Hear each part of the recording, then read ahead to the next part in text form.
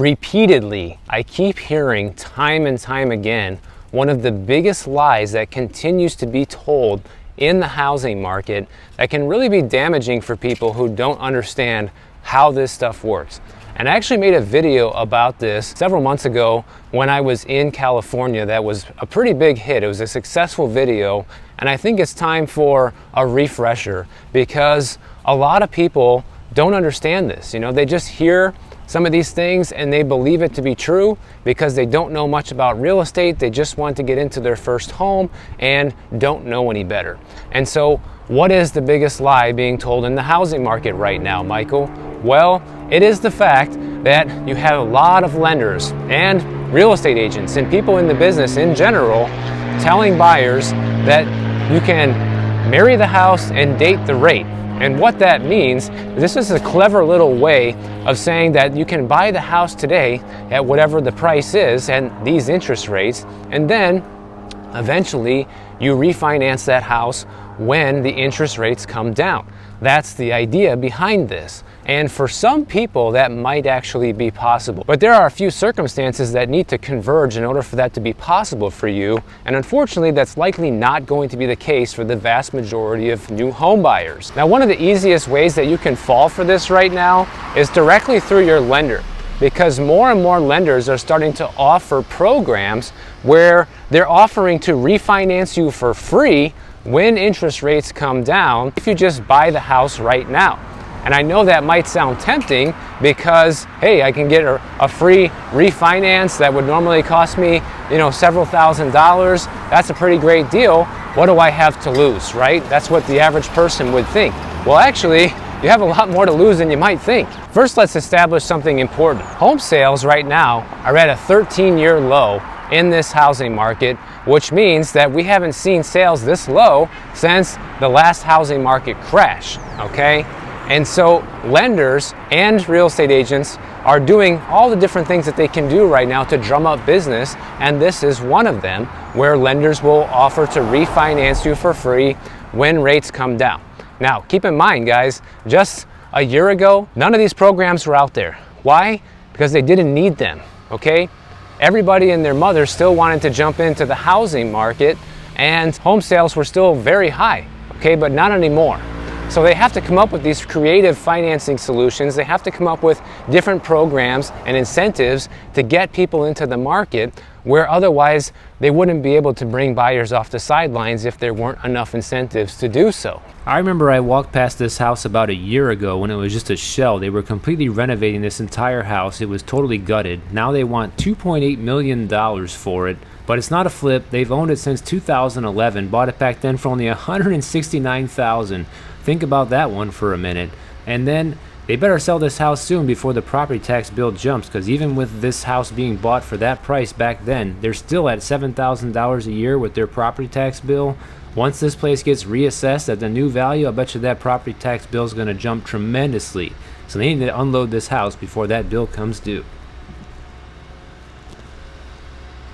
Now, even though this might sound like common sense and the logical move right off the top of your head, like, hey, this is a no-brainer, these guys are offering me free refinancing in the future, what could go wrong?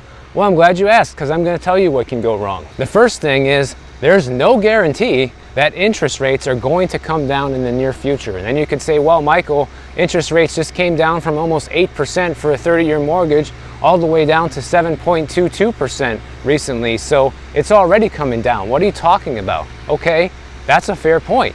However, there's no guarantee that interest rates are going to continue moving in this direction, guys. The Fed has given no sign or indicator that they're going to be pivoting on their interest rate position anytime soon.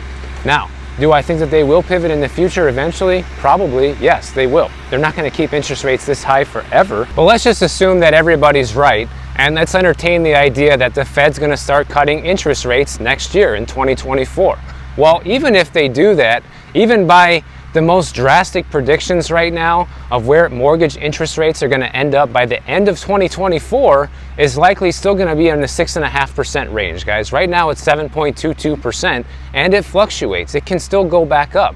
There's no guarantee that it's going to stay where it is, because even though the federal funds rate is an indicator and a gauge of where mortgage rates can land, it's not the ultimate, okay? Because the 10-year treasury is what ultimately dictates where mortgage rates will go.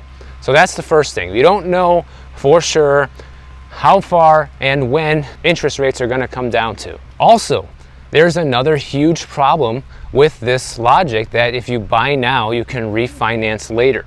And that is that if housing values fall, which they already are falling quite a bit in a lot of different areas, which we'll get to in just a minute, then if the dollar amount of your loan is higher than the market value of your house, then the lender may require you to offset that negative equity and basically pay them to refinance the deal. They're not going to refinance you for free and if your house is upside down, guys. And if you don't think this can happen, think again, because it's already happening to a lot of different people across the country as we speak. I'm seeing multiple instances where people paid a certain amount for a house back in 2021 and now they're trying to sell it in 2023 for the same amount, if not even less than they paid for it 2 years ago.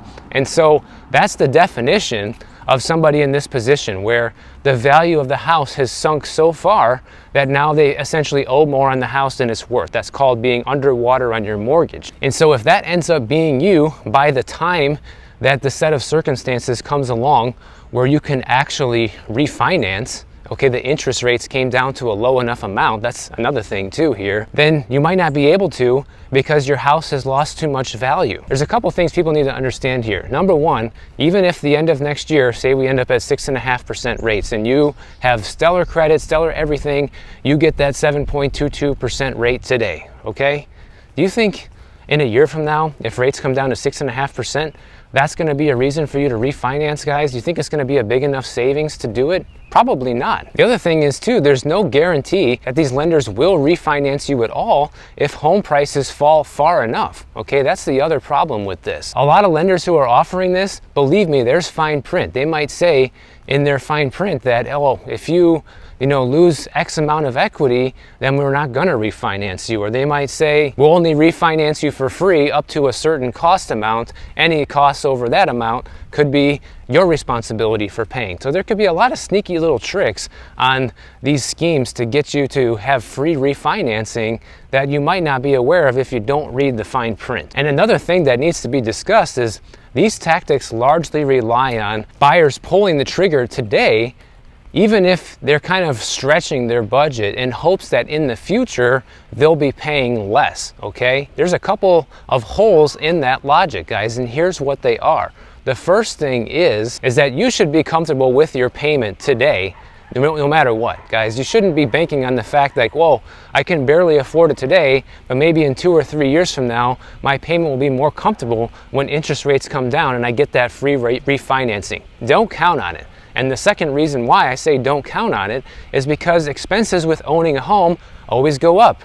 Your property taxes are likely going to go up. Unless your property value goes down, then maybe you will get a reduction in your property taxes, which is one of the benefits of home prices coming down for existing homeowners. But the other thing is, all these expenses related to owning a home go up, up, and up. Your property taxes go up most of the time. Your insurance goes up regardless of what's happening with property taxes or the value of your home in many cases. You can look at this all across the country. I have examples to share with you guys about this as well. So to be betting on the fact that your house payment is going to be less in 3 years from now, banking on a refinance in the future, guys, is not a good financial strategy, to say the least.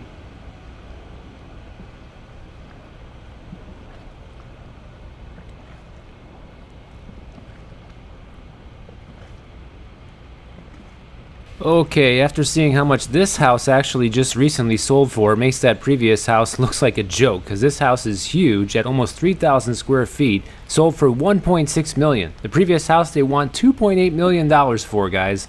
That's crazy. And once again, this is not a flip. They bought it back in 1990 for $214,000, and the property tax bill was only $6,000 a year here.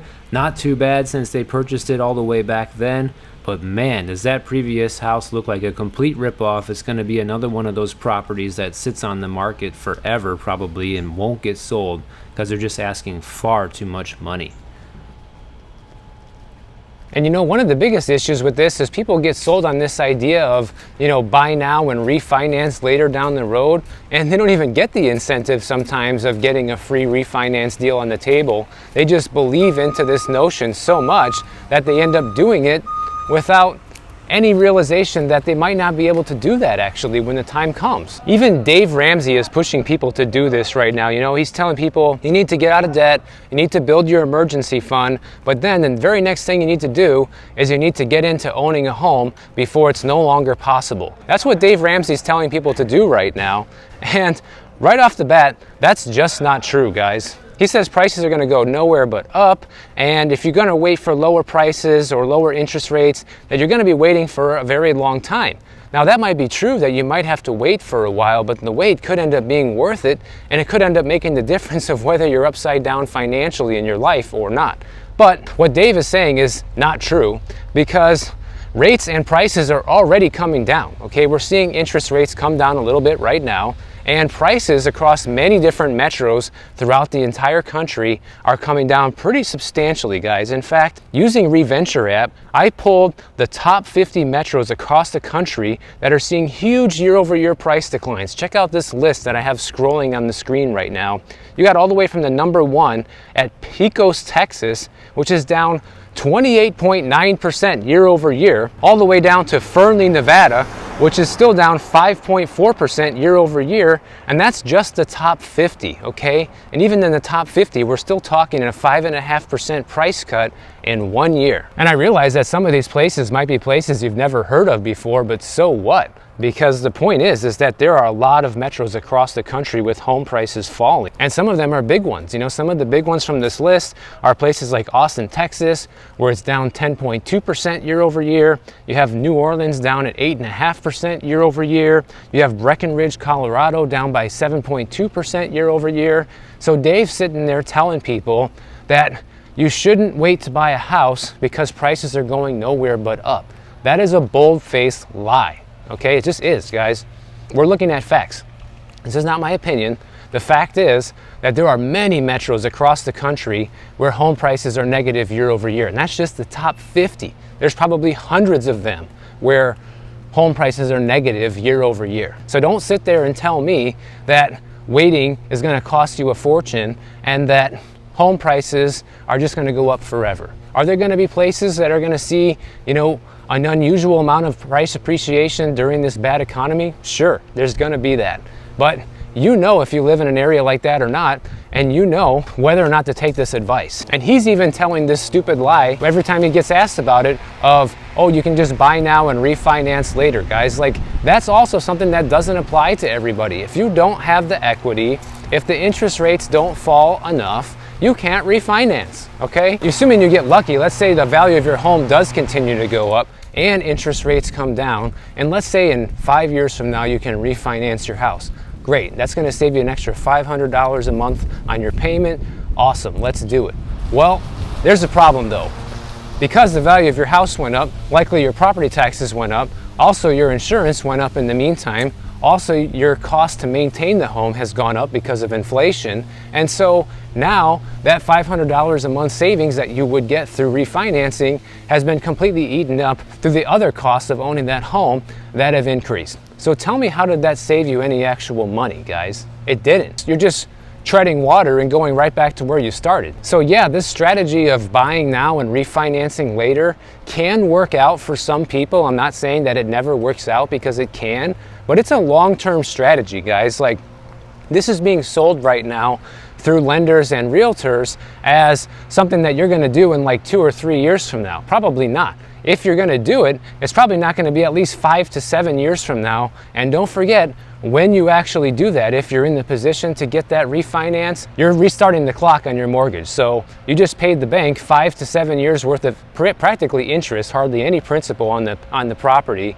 and now you're restarting the clock on your 30-year mortgage, and you're going to be paying more interest for longer. So this makes the banks a ton of money, which is why they're willing to refinance you for free, because they're going to still make a fortune off of you in interest payments at the first half of that mortgage. So don't think for a minute that this deal that's being offered is there to help you guys. It helps the lenders and the bankers get rich. And one thing I mentioned here is how insurance can eat up a huge amount of your monthly budget in the future when you purchase a property, and there's no way to know how much that can go up to. And if you're looking to buy a condo right now in particular, condos are getting slapped with giant increases with insurance rates recently throughout the country, guys. This is not just a Florida problem. In fact, one of my viewers wrote me a story about what's happening with her insurance, and she lives over in Washington State. So this is not a problem that is exclusive to Florida, even though we're the poster child for it right now. But take a look at these couple of stories. The first one out of Florida is a condo over in Daytona Beach that just recently got hit with a 563% increase in their homeowners insurance premium for the building, guys. Think about that. 563% increase. That increase came at the end of last year, so who knows what their new increase is going to be, because at the end of 2022, the building was paying $40,534 a year for insurance on the master policy, and then it jumped up to $269,000 for the year for 2023. I wish they mentioned in this story on how much it went up to for 2024. And here's the thing, guys, this is a newer building. This is not some old piece of crap building. This was built in 2007. The name of the building is called the Marbella over in Daytona Beach. They've never filed a claim, ever. Whenever they got damaged from the previous hurricane that went up there, they had a seawall that got $2 million worth of damage that was not covered under the insurance that they have to pay for. So these guys are getting hit with a double whammy. They have a $2 million bill for fixing this seawall that's not covered under the insurance, along with the increase in the actual insurance. Imagine that. Look at this huge iguana in the yard, guys. I have to just show you that real quick. Thing's just sitting there, sunbathing. It's a big one. So the board wants to drop insurance altogether, but the problem is that's illegal. They can't just drop it. Florida state law requires the building to hold a master insurance policy. Well, wait a minute. Why do we have to have a master insurance policy if the insurance doesn't actually cover something when we get damaged? That's a big question that a lot of these boards are going to start asking themselves sooner than later. And one of the board members that they talked to from this building, they said, listen, we don't have insurance. We have an insurance bill. If a tornado came across this building and ripped the roof completely off, our deductible is more than the repair. If an atomic bomb goes down off downtown and blows this building down, we don't collect because of the war clause. And he goes on to say that there's no way that this building can collect insurance. Says this whole building's made out of concrete, we have sprinklers, you know, you couldn't burn this building down if you tried to. We don't have insurance. We have an insurance bill. And I totally agree, guys. Like, what is the point of having insurance if nothing that could actually happen is covered? And I've talked about this 100 times before on the channel, and it's a good opportunity to bring it up again, because this guy's been so furious about this situation that he's taking matters into his own hands. He's actually written all 160 lawmakers throughout the state of Florida and 15 news organizations to bring awareness to this. And you know what? None of these politicians are getting back to him. In fact, he said it took him a year to get a meeting with a lawmaker out of New Smyrna Beach. His name is Tom Wright, Florida State Representative. This guy took 1 year to meet with this guy. He went to his office and he wouldn't even see him. And the guy walked right past him in the hallway, didn't say hello, didn't shake his hand or anything, which is just a huge slap in the face, first of all, and is proof that these politicians could care less about these problems, okay? They don't care, guys. They're not the ones who have to worry about that. These guys make big money by staying elected and staying in office, so they can afford the increase in property taxes and insurance down here. It's no big deal for them. In fact, they're happy because their property values are going up. They want to find a way for these condo associations to essentially self-insure because of how much these rates are going up. And I think that's actually a pretty good idea, guys, because when you look at, you know, a small building like this, it's only a 42-unit building that has a $269,000 a year insurance policy. They could be setting a lot of that money aside, investing it into a fund and making a decent return. That's your insurance money right there. So obviously some laws would need to change in order for that to be possible, but it's like, why not? They already don't really have insurance. Instead of wasting that 269 grand a year on these ridiculous premiums, they could invest that money and self-insure the building.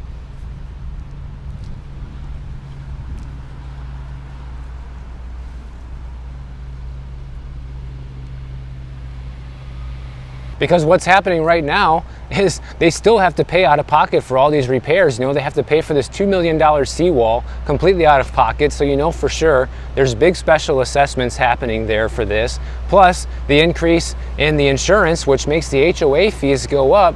So at least if they were self-insuring, they could avoid some of those increases by just putting that money towards an actual fund or levying a special assessment when needed. Because what's happening with these insurance companies is criminal, guys. It's criminal that they can collect, you know, hundreds of thousands of dollars from these people per year, pay out nothing, and then do it all over again the next year, okay? And then when something actually does happen, oh, well, there's a reason why this isn't covered. There's a reason why that's not covered. And then they just collect the money. I mean, why does anybody think that this is a good idea? So long story short, these people that live at the Marbella condo, they have been hit with a $64,000 assessment because of these problems. So there's literally people that thought they were gonna buy this place and retire there and spend the rest of their life in this condo that are now gonna have to uproot their lives because it's gotten so unaffordable so fast just because of one storm and things not being covered, guys. So you really need to think twice